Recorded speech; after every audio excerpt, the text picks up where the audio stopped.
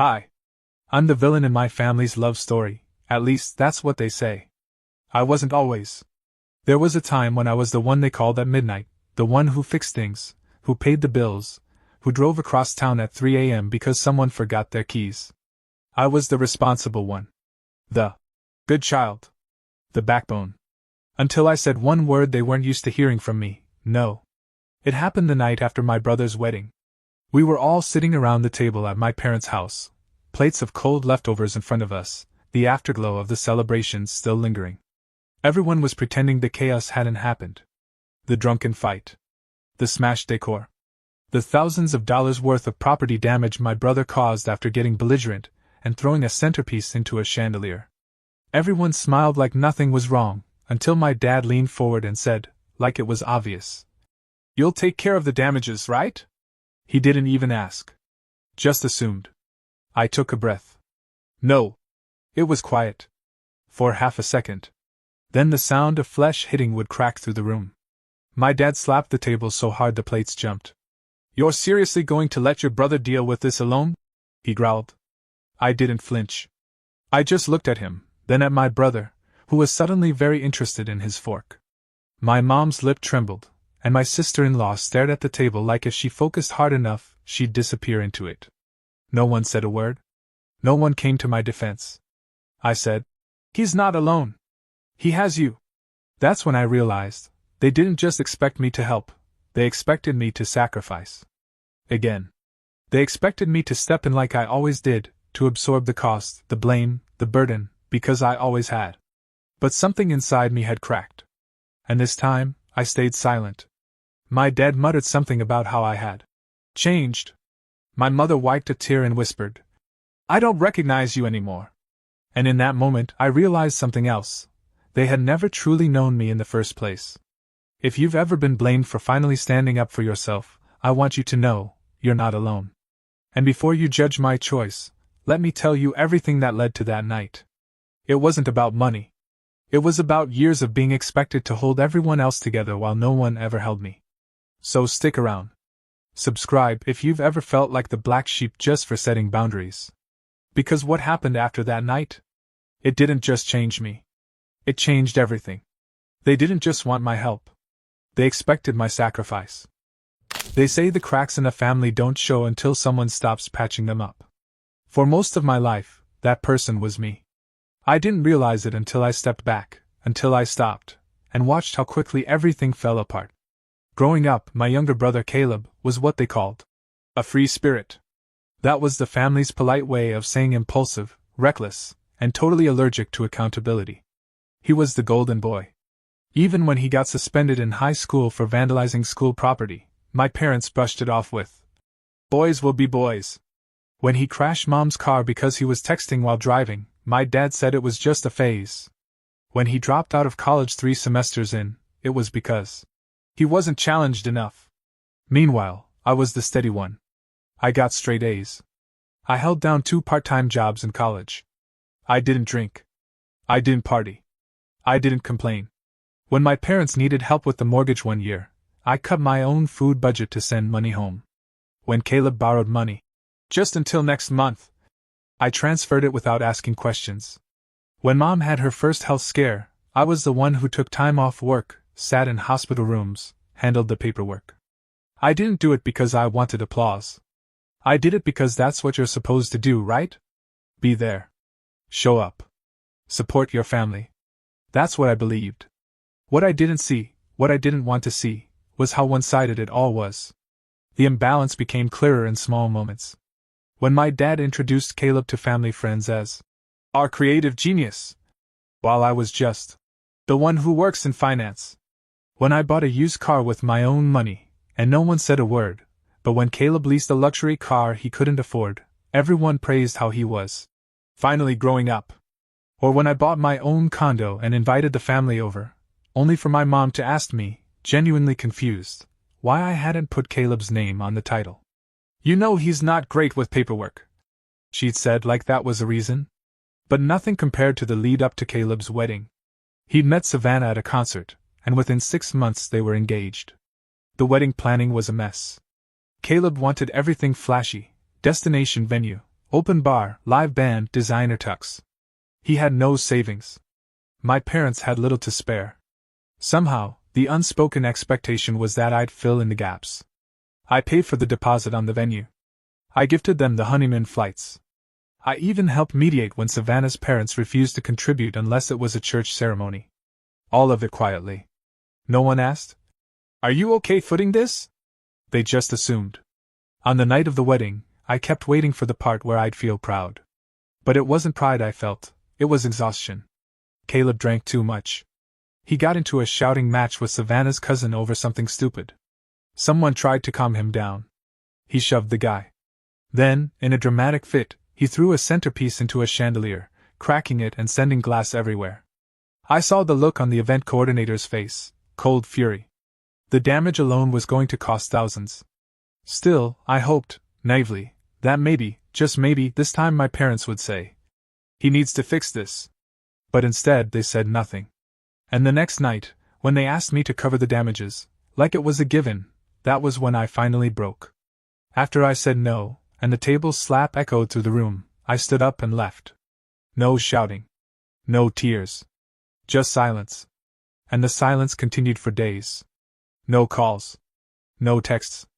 I figured maybe they needed time to cool off. But when I opened the family group chat a week later, I saw messages, long threads, complaining about me. My mother said, "She's not who I raised." My father wrote, "She has no sense of loyalty." Caleb chimed in with, "Guess she forgot all the times I covered for her." Oh wait, that's right, never happened. They didn't think I'd see it. But they didn't care much if I did. That's when it all unraveled. I stopped replying to messages. I stopped visiting. I didn't attend Caleb's post-wedding brunch, nor his birthday a month later. When my mom sent me a text asking if I'd co-sign a loan Caleb was applying for, I didn't answer. At first, I questioned myself constantly. Was I overreacting? Was I cruel? But the more distance I gave myself, the more I saw the pattern. I wasn't the family member. I was the fail-safe. The backup plan. The silent ATM with a smile. Even Savannah, his wife, reached out once, awkwardly, to clear the air. But it wasn't about apologizing. She wanted to know if I'd still be willing to help with a few lingering bills from the wedding. I laughed. Out loud. For the first time in weeks. I sent her one message. "Tell Caleb to sell his car. That should cover it." I think that's when they realized something was different. That I wasn't angry. I was done. The thing about being the reliable one is people forget you're still human. They confuse endurance with infinite capacity. But even a pillar cracks under enough weight. And the weight of being their solution, their scapegoat, their invisible safety net, it crushed me. It wasn't a single moment that caused the fracture. It was years of being expected to give, and give, and give, until one day I asked, "What if I didn't?" And they answered that question, loud and clear. They showed me who they were when I stopped serving their version of me. And once you see that truth, you can't unsee it. That's the day I stopped bleeding for people who never offer a bandage. I didn't disappear. That's what people get wrong when they talk about cutting off family. I didn't vanish into the night or burn every bridge I'd ever built.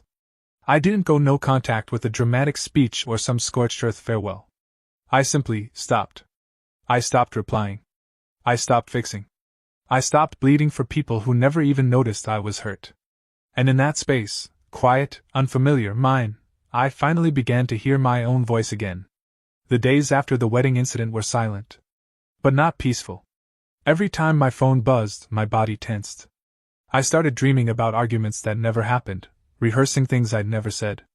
My fingers hovered over the keyboard so many times, tempted to send one last message.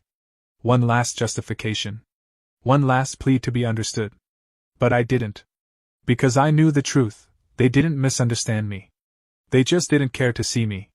So instead of reaching for them, I reached inward. The first step? Unlinking the bank account I shared with Mom. Years ago, when she had health issues, I'd offered to help manage her medical payments. She gave me access. Just in case. And then it became habit. I'd see a charge come through, prescription, appointment, insurance bill, and I'd pay it. No one ever asked if I could. No one ever offered to reimburse me. I sent her a message. Calm. Polite. "Hi Mom, I've removed my bank from the account. Please update your records with the primary payer." No response. But I saw the notification a few hours later: access removed. I then reviewed my records. Every transfer. Every loan. Every "I'll pay you back." I had receipts, literal ones. I'd never asked for repayment because I'd never thought I had the right to. But now, looking at the numbers in black and white, it hit me. They hadn't just taken me for granted, they'd taken me for everything I had. The car I helped Dad refinance? I still had the loan co-signed under my name. The credit card I'd opened for Caleb when he was jobless? Still open. Still active. The hospital bill I'd paid when Mom didn't want insurance involved. Still sitting on my statements. I called my bank. Froze joint accounts. Sent in forms to legally remove myself from the auto loan. Cancelled the old credit card and requested the remaining balance be sent to collections under Caleb's name. I wasn't malicious about it. I was surgical. Clean. Quiet. Then I called a lawyer. It felt strange sitting across from someone in a suit, describing what I'd allowed for years. He didn't judge. Just asked for documents, timelines, anything that could support a clear disengagement from informal financial entanglement. Turns out, I wasn't the first person to do this. I wouldn't be the last. Over the next 2 weeks, I took inventory, not of my things, but of my boundaries. And I enforced them. When Dad called from a different number and left a voicemail yelling about how family doesn't abandon each other, I blocked it. When Savannah texted me about unpaid vendor bills, I replied once, "Please forward any outstanding invoices to Caleb. I'm no longer involved." She didn't reply. Then the kicker came. A formal letter, addressed to me, from the venue's law office.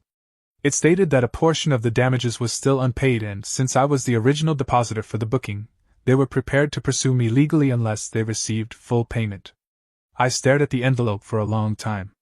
Then I scanned every document, every invoice, every email exchange from the day I helped book the place. I found the clause that mattered. The client assumes liability for any guest-related damages. And I was not the client. Caleb was. I had merely paid the deposit, at his request, under his name. I drafted a response. Clear. Professional. Attached evidence. Included the wedding planner's email confirming that Caleb and Savannah were the primary clients. Then I called the lawyer again. Within days, the venue's team retracted the threat and confirmed the charges had been shifted to the responsible parties. I didn't hear it directly, but word got back to me through a distant cousin. Caleb was furious. Good. For once, someone else could clean up his mess. But the most satisfying moment? It came 2 months later. I was working late at my office, quiet floor, most lights off, when security called. A man was downstairs asking to see me. Said he was my brother.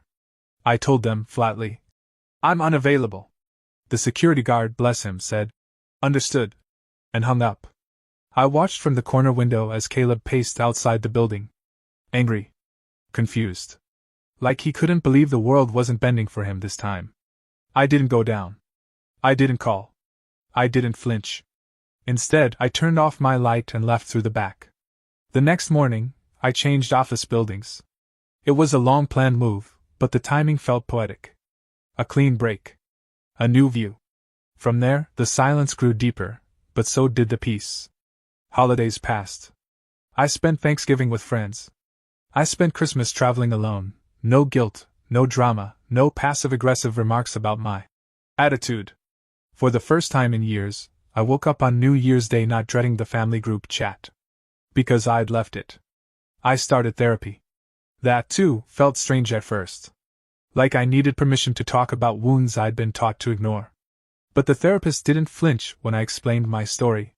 She just nodded and said, "You did what you had to do to survive." That word, survive, rattled me. Because for so long, I hadn't even realized I was in survival mode. I wasn't just withdrawing from a toxic pattern. I was learning how to live outside of it.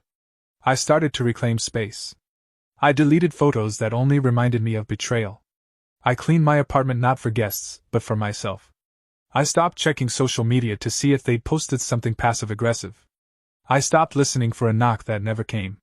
And then, one afternoon, an email popped up from Caleb. Subject line: "Can we talk?" I opened it. It was short. No apology. Just a list of bills he was struggling to pay. A mention of the wedding venue still hounding him. A subtle jab at how family doesn't let each other drown. I didn't reply. But I saved the email. Not to remember the guilt, but to remember the growth. Because the old me would have called. Would have reasoned. Would have offered a payment plan. But the new me? The me who had stared into the cracked mirror of my childhood and chosen not to keep cutting myself on broken glass. She just smiled. I wasn't being cold. I wasn't being cruel. I was being free. It's strange how silence can be both terrifying and liberating. The silence after cutting ties felt endless at first, like standing on the edge of a cliff, waiting for an echo that never came. But eventually, that stillness stopped feeling like loneliness. It started to feel like peace. A full year passed. 12 long months since the night my father slapped the table and my family decided I was the villain in their fairy tale. I didn't see them, didn't hear from them, not until the email from Caleb, and even that was more invoice than apology. I didn't reply, and after that, the silence returned like an old friend. In that time, I rebuilt. Quietly. Intentionally.